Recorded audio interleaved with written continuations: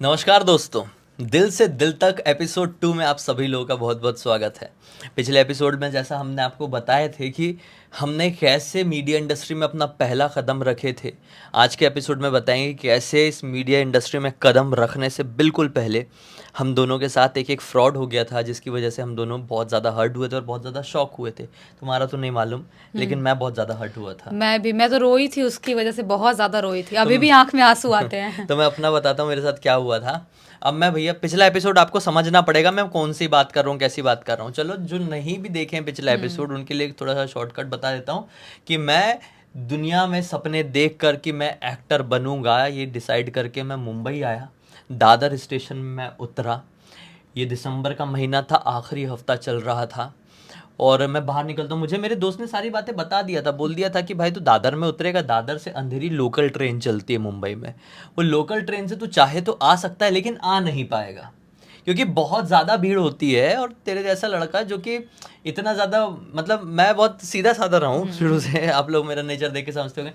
तो उसने बोला तेरे ऐसा लड़का नहीं चढ़ सकता, नहीं कर पाएगा पहले दिन ही ट्रेन में सरवाइव, और तेरे पास बैग वैग भी होगा, तू टैक्सी पकड़ के आना। मैंने बोला ऑटो वगैरह नहीं चलती क्या? बोला नहीं ऑटो नहीं चलेगी, उधर पे दादर तरफ ऑटो नहीं चलती है।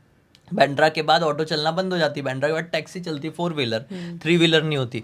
तो बोला टैक्सी से। मतलब ठीक है। और उस समय ओला उबर रहे तो होंगे, मेरे को मालूम नहीं थे कि नहीं थे, लेकिन इतना लोग उनको जानते नहीं थे और ना ही ओला उबर का इतना ज़्यादा लोग यूज़ करते थे। पता नहीं था ना, अवेयरनेस नहीं थी। तो और हम छोटे शहर से आए थे तो हमको उतनी ज़्यादा और अवेयरनेस नहीं। तो मैं डायरेक्ट दादर से बाहर निकला और ये भी पूछा था मैंने कि ईस्ट वेस्ट भी है भाई, यहाँ से कहाँ से निकलूँ? तो उसने बोला वेस्ट में निकला। मतलब वेस्ट क्या होता है? बोला प्लेटफॉर्म नंबर 1 से बाहर निकल, वो वेस्ट होता है। मतलब ऐसा भी होता है क्या? मैंने बोला मैं कंपास में दिशा देख रहा था। मतलब जिधर से वेस्ट दिखा रहा है यार, निकलने का रास्ता नहीं दिख रहा है वहाँ ऊपर से। ही ऊपर होगा। बोलता है नहीं, प्लेटफॉर्म 1 से बाहर निकल तो वेस्ट होगा। तो बोला ईस्ट क्या होगा? बोलते हैं आखिरी प्लेटफॉर्म जो होगा वहां से बाहर निकलेगा वो ईस्ट हो जाएगा। मतलब ये सही सिस्टम है यार अपने मुंबई में। चलो ठीक है, बाहर निकल गए। अब वहाँ पे बहुत सारी टैक्सीज लगी हुई थी। तो एक बूढ़ा आदमी था, उसकी स्टोरी बड़ी, मतलब वो बहुत हरामी आदमी, बहुत हरामी, नरकी आदमी जो कहते हैं ना, नर्क मिलेगा उसको वैसा आदमी। तो मैं बाहर निकला जैसे ही ना, तो वो आदमी आया, ज़्यादा उम्र का था। वो मेरे से आके क्या कहता है कि कहाँ जाना है? मैंने बोल दिया मेरे को यहाँ जाना है। कितने रुपए लगेंगे? बात हुई तो कुछ तो हुई यार, शायद 600 रुपए की या 300 रुपए की, ऐसी कुछ 300 रुपए की, आई थिंक 300 रुपए की बात हुई। मैंने ठीक यार, इतना भी महंगा मुंबई नहीं है। दादर से अंधेरी जाना है, मैंने मैप में देख लिया था, डिस्टेंस अच्छा खासा है जहाँ पर मैं जा रहा हूँ अपने दोस्त के घर। तो 300 रुपये में लेके जा रहा है, मतलब सही है, भोपाल जैसा ही सिस्टम है अपने। तो मैं टैक्सी में बैठ गया। तब टैक्सी ड्राइवर कोई और था और जिसने मेरे से बात किया वो टैक्सी ड्राइवर के बाजू में बैठा हुआ और मैं पीछे वाली सीट में बैठा हुआ। अब टैक्सी दादर स्टेशन से लगभग 10 किलोमीटर आगे निकल चुकी है। हम हाईवे जैसे रूट में चल रहे हैं, अचानक से वो टैक्सी धीरे होती है, साइड में लेता है और एकदम रोकने ऐसा कर देता है। मैं सोचता हूँ कि यहाँ पे क्यों रोक रहा है, हालांकि ये दोपहर का वक्त था। रोक देता है और कहता है कि भाई आपके पास कितना 1000 रुपए का चेंज है क्या?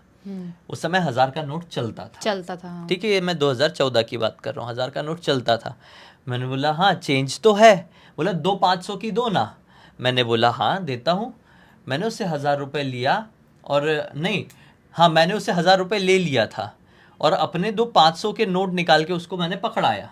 वो 1000 का नोट अब मैं अपने पर्स में रख रहा था कि वो आदमी तुरंत पीछे पलटता है मेरी तरफ, क्या कहता है, अरे भाई ये 500 और 100 की नोट क्यों दिया आपने? 500 500 की दो चाहिए ना। मैंने बोला ये 500, मैंने बोला 500 500 की थी वो दो। बोला नहीं देखो भाई, आपके सामने झूठ बोलूंगा कि देखो 500 की एक है, 100 की एक है। और मुझे बहुत अच्छे से पता था 100 रुपये मेरे पास ही नहीं थे। अब आप लोग बोलेंगे कि ये कैसे हो सकता है भाई, तुमसे ही गलतफहमी हुई होगी। ये गलतफहमी नहीं थी, ऐसा उस आदमी ने बहुत सारे लोगों के साथ किया था। अभी आगे सुनते जाओ। इसके बाद और भी उसने भयंकर किया। तो ऐसा उसने बोला कि 500 और 100, मतलब 400 रुपये अपने जेब में रख लिया। मतलब उसने एक 500 की नोट मेरी फटाक से ऐसा चेंज करके अपनी 100 की, बोला एक 100 की एक 500 की है, आप वापस दे दो पैसे। नहीं है क्या आपके पास? मतलब नहीं मेरे पास तो 2 ही 500 की थी। बोला नहीं नहीं आप रहने दो, 1000 का नोट मेरा वापस कर दो। उन्हें 1000 का नोट अपना वापस कर दिया और मेरे को अब 600 रुपये रिटर्न कर दिया। अब मेरी फट गई, अब मैं रोने जैसा हो गया। और वो आदमी उतर गया, वहीं पे वो आदमी उतर गया। अब सिर्फ टैक्सी ड्राइवर और मैं हूँ और वो एक गलत रूट में अपना टैक्सी ले लिया, मतलब हाईवे उसने छोड़ दिया। मुझे मैप तो दिख रहा है, मैप दिख रहा है मुझे साफ साफ कि ये रूट ही नहीं है अपने अंधेरी जाने का, ये एक अलग रूट में ही क्यों ले रहा है, कच्चा रास्ता टाइप का है। मैंने बोला कहाँ जा रहे हैं हम, कहाँ क्यों जा रहे हैं यहाँ से, मतलब ये रूट तो हाईवे। बोला नहीं यहाँ से शॉर्टकट है, ये लिटरली फिल्म जैसा सीन। बोला यहाँ से शॉर्टकट है यहीं से जाएंगे। बोला नहीं नहीं यहाँ से नहीं जाएंगे, प्लीज़ ऐसा मत करो, मेरे को उतार दो, मेरे पास ज़्यादा पैसे नहीं, यहाँ से ज़्यादा पैसे। बोलता है नहीं नहीं मैं आपसे ज़्यादा पैसे लूंगा ही नहीं, आप क्यों टेंशन। मतलब यहाँ पे किलोमीटर बढ़ गए हैं, मैप में मैं देख रहा हूँ किलोमीटर बढ़ गया है, आप क्यों उधर से लेके जा रहे हो, मेरे को मत ले जाओ प्लीज़, मेरे पास पैसे वैसे नहीं है, बिल्कुल भी नहीं है, उतने ही थे मेरे पास, फिर आप ज़्यादा मांगोगे नहीं हो पाएगा, आप उतार दो मुझे, उतार दो। ऐसा वो रोक भी नहीं रहा है गाड़ी, मैं उतार दो मुझे, उतार दो मुझे बोलते हुए दरवाज़ा खोलने लगा पीछे से। अब टैक्सी इतनी एडवांस तो होती नहीं है कि सेंट्रल लॉकिंग सिस्टम रहे, वहाँ ड्राइवर ही पीछे का दरवाज़ा लॉक कर दे। तो मैं चलती टैक्सी में से पीछे का दरवाज़ा खोल ही दिया था और मैं कूद जाता, मैं चलती टैक्सी से कूद गया होता, क्योंकि अब ये रोड नहीं थी, ये कच्चा रास्ता जंगल ही जंगल तरफ ले जा रहा था। तो जैसे ही मैंने खोला और एकदम ऐसा बाहर निकलने जैसे हुआ ना, तो उस आदमी ने भी सोचा कि ये तो कूद ही जाएगा, कुछ फायदा नहीं होगा, और अगर ये कूद गया चिल्ला चिल्लू दिया तो लफड़ा हो जाएगा, उसके दिमाग में कुछ तो गड़बड़ रहा होगा। तो उसने टैक्सी रोका, बोला अरे अरे भाई टेंशन क्यों ले रहे हो, मैं शॉर्टकट से लेके जा रहा था, आप समझते नहीं हो, पढ़े लिखे लग रहे हो, फिर भी आपको इतनी प्रॉब्लम हो रही है, तो ठीक है मत चलो। तो गाड़ी घुमा लिया उसने और अब वापस से उसी हाईवे में पॉइंट में लेकर आ गया जहाँ पर वो आदमी जिसने मेरे से 400 रुपए की ठगी किया था जो उतरा था, वहाँ पे गाड़ी रोकता है, बोलता है आप उतर जाओ जाओ जाओ जाओ, आप नहीं जाओ, अब आपको नहीं लेके जाऊंगा। मतलब क्या हो गया, बोलता है नहीं लेके जाऊंगा, जाओ, नहीं ले जाऊंगा। मतलब ये क्या है, इसकी ऐसी की तैसी मारो, और क्या बोलो, मैं ऐसे होते हैं, वो हरामखोर होते हैं ऐसे लोग। बीच हाईवे मेरे को उतार दिया। हाँ। और वहाँ से किस्मत से एक दूसरा कार वाला जा रहा था, उससे मैं लिफ्ट मांगा और वो दिख रहा था ठीक ठाक, मतलब जॉब करने वाले डिसेंट कॉर्पोरेट में जॉब करने वाले लोग होते हैं ना कॉर्पोरेट में, उस टाइप का था। उतनी देर में वो टैक्सी वाला जा चुका था, वो ठग करने वाला आदमी तो कहाँ निकल गया मुझे पता ही नहीं चला था उसका। मेरे पास मैं बैग हाईवे में खड़ा हूँ, तेज़ी से गाड़ियाँ निकल रही है, किस्मत से वो गाड़ी धीरे चल रही थी, वो कार वाइट कलर की कार थी। मैंने उससे लिफ्ट मांगा, मतलब थोड़ा सा मुझे हाईवे से बाहर तक छोड़ देंगे कि जहाँ से मुझे ऑटो टैक्सी कुछ मिल जाए। बोले बड़ी हिम्मत में, रो रहा था उस समय, लिटरली मैं रो रहा था और काँप रहा था।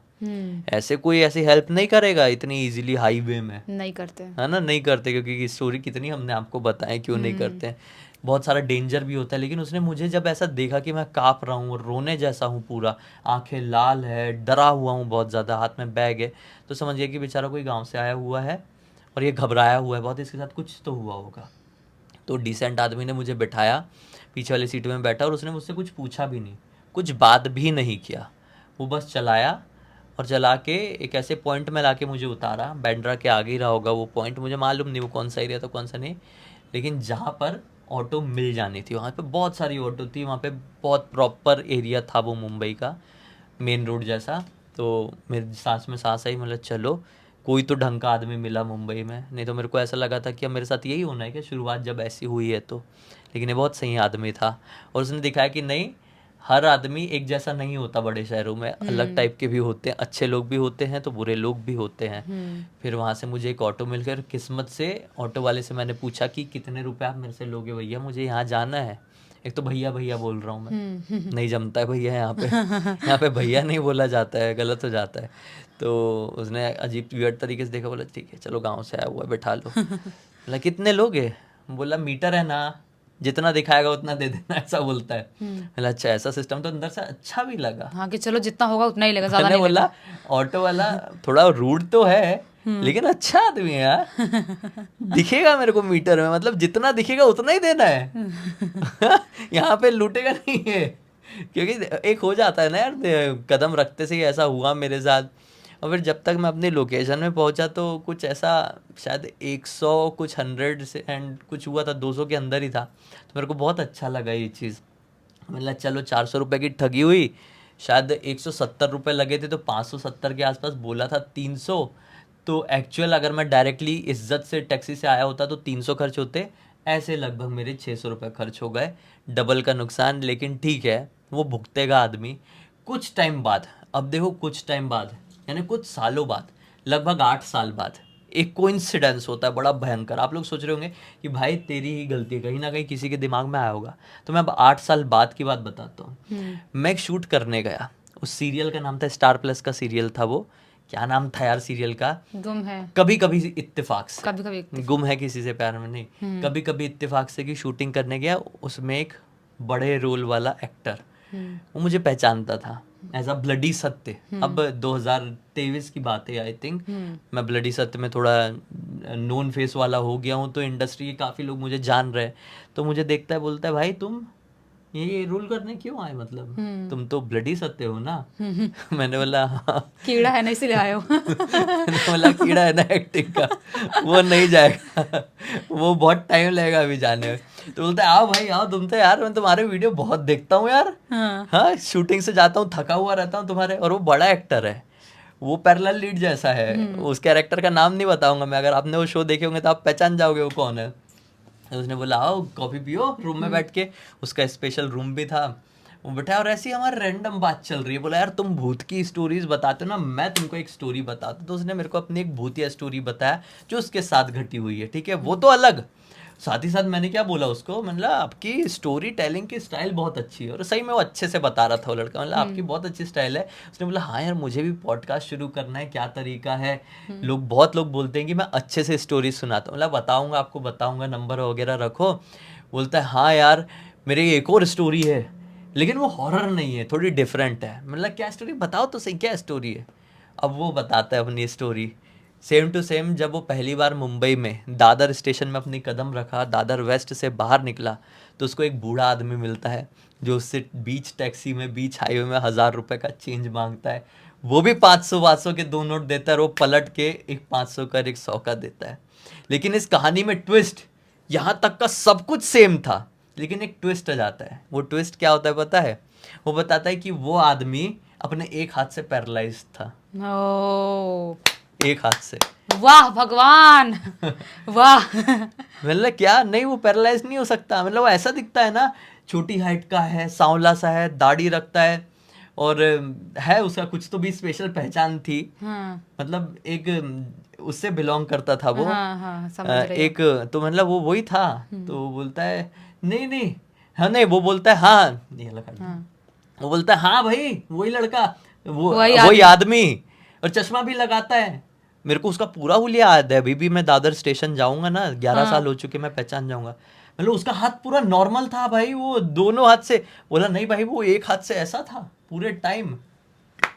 भगवान के घर में देर है अंधेर नहीं, ये यहाँ साबित होता है। यानी उसने 2014 में मेरे साथ यही कांड किया था, और वो एक्टर जब मुंबई में एक्टर बनने आया था 2019 में भी उसके साथ यही कांड किया था। 5 साल तक ना जाने उसने कितने सारे लोगों को ठगा था, और इस 5 सालों में उसको पैरालिसिस हो गया, या जो भी हो गया, उसका हाथ ये जो भी टुंडा हो गया, वो यही हाथ से लेता था ना, यही हाथ से ना, तो भगवान ने बोला ले तेरे हाथ को ही खत्म ऐसा करता हो हूँ मैं। गया।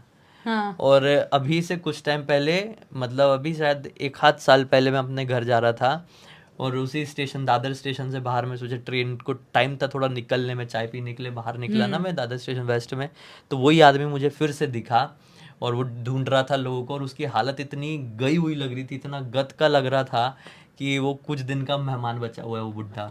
उसको ना अगर बाई चांस गए, जिंदा पता नहीं होगा, उसको कौन सी बीमारी होगी, उसको एक देख के ऐसा लग रहा था मुझे। जिंदा हुआ अगर बाई चांस गए कभी दादर, तो उसका वीडियो जरूर बनाएंगे। हाँ। उसका बना के हम उसको रिवील करेंगे दुनिया में। हाँ। सही में मेरे को बहुत उसको मुंह देख के गुस्सा आ रही थी। मैंने बोला था साले, पहली बार मुंबई आया था, जेब में सिर्फ 1000 रुपए थे, और कुछ थोड़े बहुत चेंज रहे होंगे, तूने ऐसा लूटा था, आज तू वही काम कर रहा है, और आज मैं अपने इज्जत से शान में यहाँ पे खड़े होके चाय पी रहा हूँ। फर्क देख, मेहनत से अपनी लाइफ में आगे बढ़ा, तो भगवान ने भी देखा कि लड़का मेहनत कर रहा है, 1000 रुपए लेके आया था, इसको मैं सब दूंगा, और तुझ जैसा देख टुच्चा लोगों को लूट रहा है, तू वहीं पे रह गया, और उल्टा ज्यादा बीमार हो गया। ये मोटिवेशन आपको यहाँ से मिलता है, ऐसा मोटिवेशन मिलता है कि आप मेहनत करोगे और ईमानदार रहोगे, तो पूरी कायनात, पूरी दुनिया, भगवान आपको कुछ ना कुछ वैसा देंगे कि आप सक्सेसफुल, एक अच्छे इंसान रहोगे।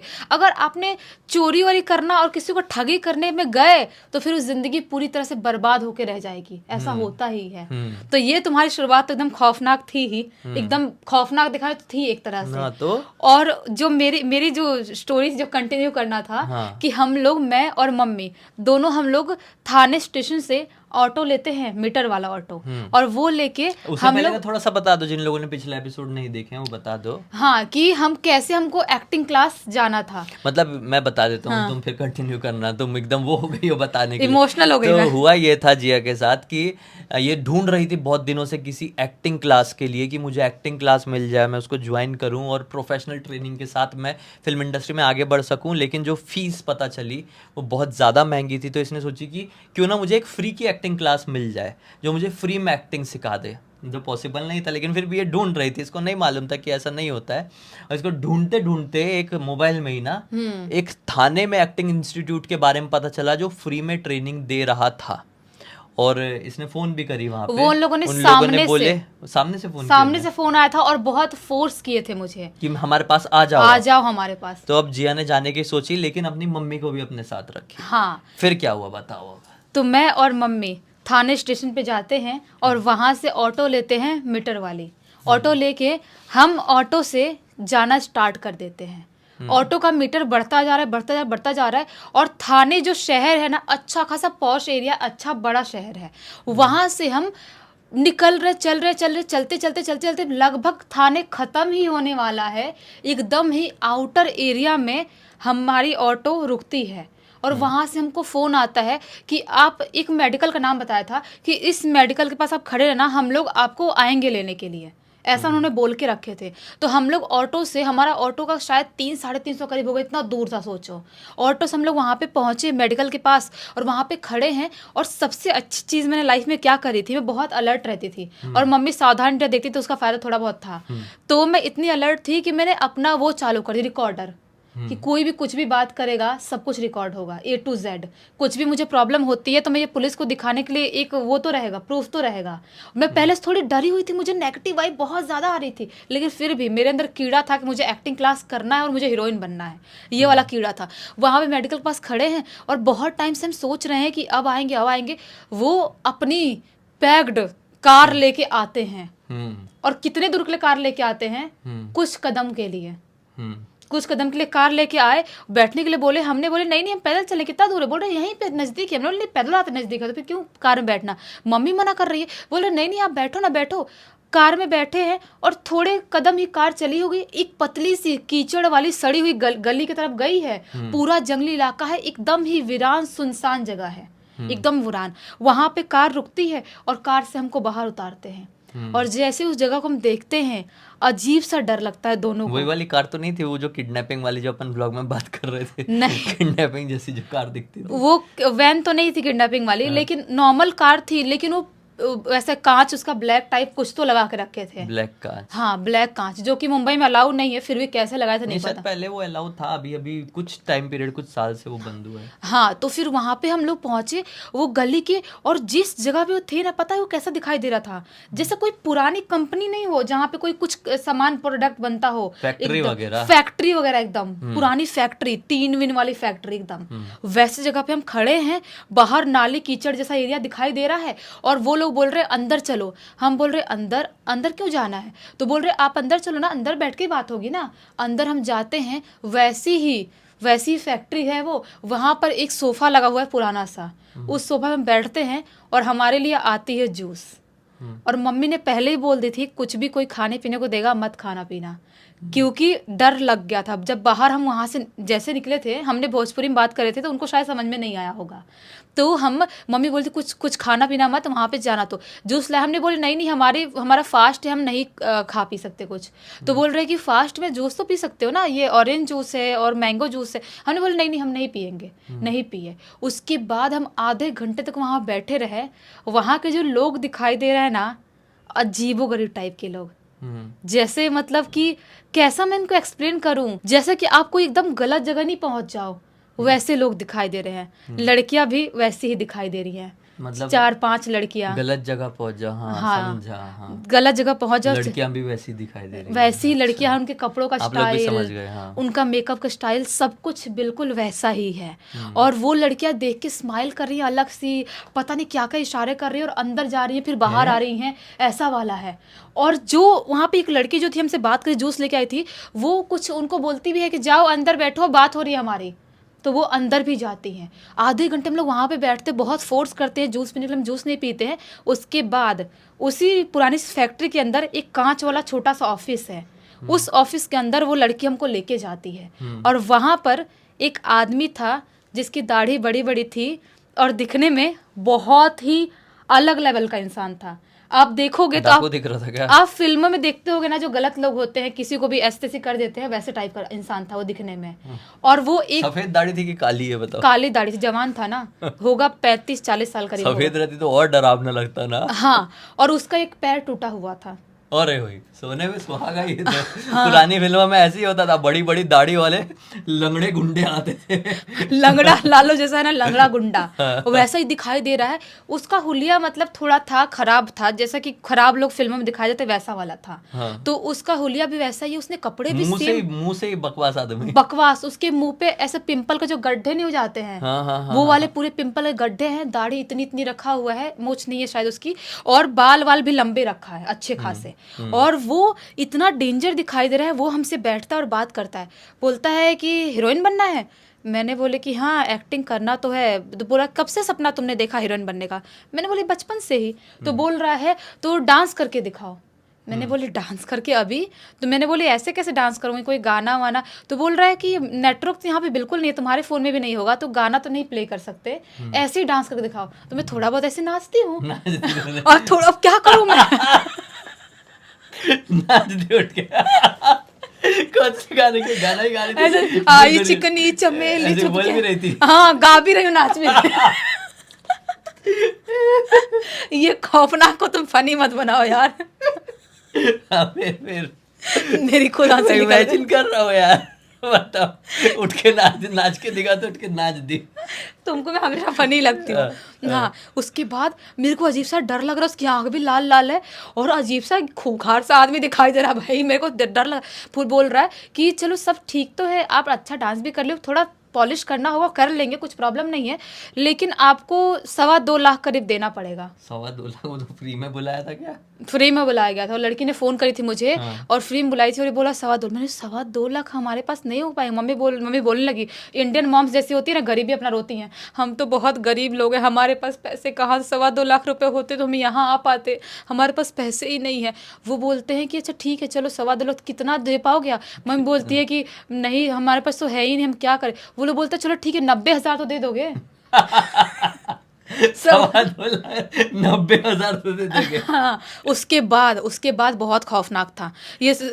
तुम हंसना बंद करो, फिर खौफनाक बताती हूँ। 90,000 मम्मी बोलती है मैं कोशिश तो कर सकती हूँ, इसके पापा से बोलूँगी, वो थोड़ा सा काम हम करते हैं, झूठ बोल देती है, मजदूरी करते हैं, तो 90,000 लोगों से थोड़ा मांगना पड़ेगा उधार, तब मैं दे पाऊँगी। वो बोलते हैं अच्छा ठीक है, एक काम करो, आप अपनी लड़की को यहाँ पे रहने दो, आप अपनी लड़की को यहाँ पे रहने दो, और आप घर पे जाओ और पैसे इकट्ठा करके अपने पति के साथ ही वापस आ जाना। यहाँ पर हम इसको एक्टिंग सिखाएंगे, ऐसा नहीं कि हम एक्टिंग रोक रहे हैं, सिखा नहीं रहे हैं आपके पैसे की वजह से, हम इतने पैसे के लालची नहीं है, हमको एक अच्छा टैलेंट चाहिए, आप इसको यहाँ पे छोड़ के चले जाओ। मम्मी बोलती है नहीं मैं छोड़ के, आज उपवास है ना हमारा, तो हमको उपवास तोड़ना है, तो इसे छोड़ के नहीं जा सकती, मैं कल पक्का पैसे लेके आ रही हूँ। वो फोर्स करने लगते हैं लिटरली कि नहीं इसको आप छोड़ के चले जाओ, हम यहीं पे उपवास तोड़ने का सब कर देंगे, हमको तो पता है, हम भी तो यहीं के है ना, हम भी भारतीय, हमको भी उपवास के बारे में पता रहता है, हम कर लेंगे, कोई प्रॉब्लम नहीं, छोड़ गया। लेकिन मम्मी आखिरी वक्त तक यही बोलती रहती है कि नहीं हम आ ही रहे, पक्का, हम पक्का कल तो आ ही रहे, कल एकदम सुबह ही आ जाएंगे हम, आप बोलोगे तो। ऐसा करके कैसे से उठ गए हम वहाँ से। वो बोल रहे हैं आप जा क्यों रहे हो, आप डर रहे हो क्या यहाँ पे? वो आदमी बोल रहा है, खूंखार आदमी। मैंने बोला नहीं डर नहीं लग रहा है, हम जा रहे। हम लोग बाहर निकलते हैं और वो बोलते रह जाते जूस पी लो, ये कर लो। हम तुरंत दरवाज़ा खोलते, हम देख रहे हैं लड़कियां 5-6 ऊपर से अजीब सा हंस रही हैं और अजीब सा देख रही हैं, और हम लोग बाहर निकलते हैं और बोलते हैं हम कार से छोड़ते हैं। हम लोग नहीं कार से नहीं छोड़ना है हमको, मुझे ना उल्टी होती है कार में, हम लोग ऑटो चले जाएंगे। वहाँ से निकलते हैं और भागते भागते सबसे पहले रोड पे जाते हैं, एकदम तेज़ कदम से रोड पे जाते हैं, और वहाँ से ऑटो पकड़ते हैं। जिस नंबर से फ़ोन किया था वो नंबर भी ब्लॉक करते हैं, और उसके बाद उसने बहुत बार और उन लोगों ने फ़ोन करने की कोशिश की है, बहुत सारे नंबर ब्लॉक करते हैं, मैं दूसरा नंबर ले लेती हूँ। उसके बाद जाके उस इंसान से और उन लोगों से पीछा छूटता है। मुझे ऐसा लगता है कि शायद मैं वहाँ पे, मेरी मम्मी मुझे छोड़ दी होती या मैं रुक गई होती तो आज मैं शायद यहाँ पर होती भी नहीं, क्योंकि वो कैसे टाइप के लोग थे, मुझे कहाँ भेज देते, क्या कर देते नहीं पता, क्योंकि कोई भी वो एक्टिंग इंस्टीट्यूट तो था ही नहीं जैसा होता है। वैसा कुछ भी नहीं था। इसीलिए बहुत सारी लड़कियां मुंबई में हीरोइन बनने आती है और उनकी लाइफ कैसे एक सेकंड में एक छोटे से डिसीजन की वजह से पूरी तरह से खत्म हो जाती है, डिस्ट्रॉय हो जाती है। ऐसे बहुत सारी पहचान वाली लड़कियां हैं मेरी, उनने भी ऐसा गलत डिसीजन ली और कहाँ से कहाँ चली गई। हाँ। वो स्टोरी मैं आपको कभी बताऊंगा। ये तो क्या था, ये डार्क रियलिटी ऑफ मुंबई या फिर हॉरर ऑफ मुंबई, हाँ, horror dark side of Mumbai या हॉरर ऑफ मुंबई कह सकते ऐसा कह सकते हैं। है ना। जो लोग अच्छे से इज्जत से रहेंगे उनके लिए तो स्वर्ग है मुंबई, लेकिन जो भी थोड़ा उल्टा पुल्टा चलने की कोशिश की, शॉर्टकट लेने की, उनकी जिंदगी कैसे बर्बाद हो जाएगी कोई सोच भी नहीं सकता। और मुंबई इतना इजी नहीं है लोगों यहाँ के पे लिए, सरवाइव करना इतना इजी नहीं इतना है। इजी नहीं है। ये जितना एक्सेप्ट करता है ना लोगों को, उतना ही, ये कहावत है मुंबई को लेकर के, आप मुंबई में आओगे ना तो मुंबई आपको भगाने के लिए रहेगा। मतलब एक ऑरा, मतलब जो है ना, आप नहीं, हिम्मत नहीं हो पाएगी कि यहाँ पे रह लूँ, मैं कुछ कर पाऊंगा। लेकिन अगर आप टिक गए तो फिर आपको मुंबई जाने नहीं देगा और इतना कुछ देगा जितना आपने एक्सपेक्ट भी नहीं किए थे। इसीलिए तो इसको माया नगरी कहते हैं कि ये माया है बस। फिर इतना मिल जाएगा, अगर देने के लिए बैठ गया ना मुंबई तो आप संभाल नहीं पाओगे। और हवा में जहां हाथ घुमाओगे पैसे आएंगे, फिर वही ऐसा बोल है यहाँ पे। वही बोल रही हूँ। और जो हमारी लाइफ में हमने कैसे क्या पहला काम किए और क्यों हमने उस इंडस्ट्री को छोड़ना चूज किए और यूट्यूबर क्यों बने, वो सब कुछ भी बताएंगे अरे आपको, बहुत कुछ बताएंगे अगर आप चाहोगे तो। दिल से दिल तक में बहुत बताएंगे। ये था डार्क साइड ऑफ मुंबई या हॉरर ऑफ मुंबई। अगले एपिसोड में हम बताएंगे हॉरर ऑफ फिल्म इंडस्ट्री या dark side of film industry, जिसमें मैं ऐसी एक स्टोरी बताऊंगा जिसमें एक लड़की की ऐसी ज़िंदगी बर्बाद हुई कि मैं क्या बताऊं। मेरी ज़िंदगी कैसे बर्बाद होते होते रह गई, मुझे भी इंडस्ट्री में कैसी कैसी चीज़ों का सामना करना पड़ा। इतनी इतनी डार्क चीज़ की आप सुन के बोलो क्या बात कर रहे हो भाई, लड़कों के साथ भी ऐसा होता है क्या? हाँ, मतलब कि क्या कॉम्प्रोमाइज किए बिना लोग इंडस्ट्री में काम नहीं कर सकते, ये भी हम बताएंगे। बहुत सारी चीज़ें। हाँ। इंटरेस्टेड हो तो बताना। कुछ हॉरर से हटके करने की कोशिश कर रहे हैं। तो बाकी अब तक देख लिए हैं तो लाइक ज़रूर कर देना, चैनल को सब्सक्राइब करके बेल आइकन दबा के ऑल के ऑप्शन में क्लिक करना, और इंस्टाग्राम की लिंक वीडियो के डिस्क्रिप्शन बॉक्स में मिल जाएगी। कोई भी सवाल कुछ भी पूछना हो तो कमेंट सेक्शन में इंस्टाग्राम में आप पूछ सकते हैं, उसका जवाब देते हुए हम डिटेल्ड वीडियो बनाएंगे भाई। चलिए कल फिर से मिलते हैं, तब तक के लिए बहुत बहुत धन्यवाद, बाय बाय। बहुत बहुत धन्यवाद, बाय बाय।